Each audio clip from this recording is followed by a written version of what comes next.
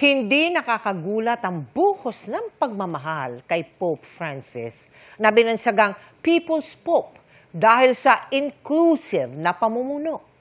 Hindi siya namimili ng mga taong itataguyod anuman ang rehiyon, kasarian at paniniwala. At sa pagbisita nga sa Pilipinas, sinikap niyang dumayo sa probinsya para magpalakas ng loob sa mga sinalanta noon ng Bagyong Yolanda. Balikan natin ang mga alaalang iniwan niya sa pagtutok ni Mariz Umali.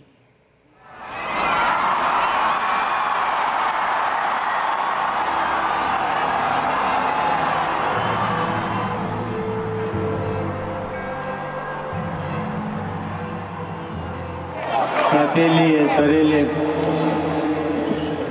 vi lascio grazie tante dell'accoglienza. Pregate per me. Kahit nang hirangin na siyang ika-266 na Santo Papa noong 2013, sa kaniyang kawan, humiling ng dasal si Pope Francis. Pagpapakumbabang magigisnan sa kanya hanggang sa huli, nang hingin din ang panalangin para sa kanya ng bawat Katolikong mananampalataya. Per favore, non dimenticatevi di pregare per me. Buon pranzo e arrivederci. Ipinanganak bilang si Jorge Mario Bergoglio sa Buenos Aires, Argentina, si Pope Francis, ang unang lider ng simbahang Katolika na mula sa Latin America, unang Santo Papa na hindi taga-Europa sa loob ng mahigit 1 milenyo, at unang Jesuit Pope.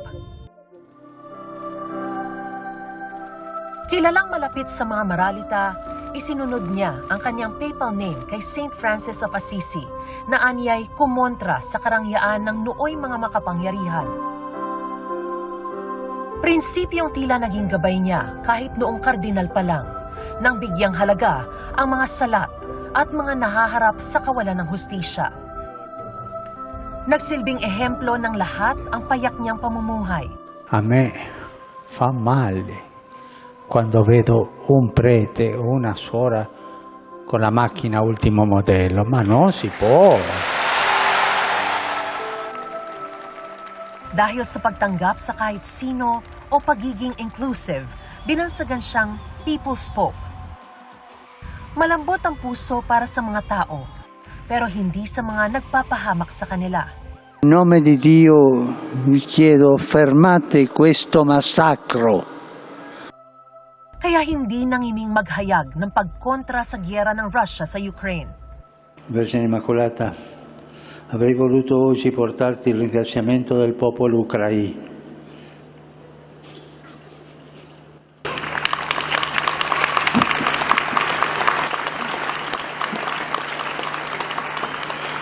Popolo ucraino, per la pace che da tempo chiediamo al Signore. At nagbigay boses kahit sa mga di kapananampalataya tulad ng mga Palestino sa Gaza na inatake ng Israel. Panawagan niya, ceasefire. Noon pa man nagsisilbing tulay na si Pope Francis sa magkakaibang relihiyon. At naging kauna-unahang Santo Papa na bumisita at nagmisa sa Arabian Peninsula. Credo che non è giusto identificare l'Islam con la violenza. Questo non è giusto e non è vero. Ho avuto un dialogo lungo. Sa 11 taon, lumipad siya sa mahigit 50 bansa para sa kanyang apostolic journey. Kabilang ang Pilipinas, kung saan nasaksihan ang largest papal crowd sa kasaysayan ng mundo nang daluhan ng hanggang 7 milyon ang kanyang misa na umapaw hanggang sa mga palibot na kalsada ng Luneta. Thank you very much. Maraming salamat po. Sa pagtitipong ito, na isa rin sa pinakamalaki sa kasaysayan ng Pilipinas, hindi nagpatinag sa ulan ang debosyon ng mga dumalo. Pero dinarayo man, pinili pa rin ang Santo Papa na siya naman ang lumapit sa mga hindi kayang tanawin siya. Tulad ng maraming Tagalete na bumabangon pa ng noon sa hagupit ng Bagyong Yolanda. Ang personal niyang pagkumusta sa lagay nila naging isang simbolo ng pag-asa at pagbangon. Kaya hindi na marahil katakataka kung isa si Pope Francis sa mga hindi malilimot na Santo Papa.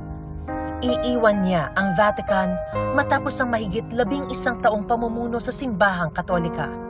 Pero hindi ang puso at isipan ng marami, anuman ang pananampalataya.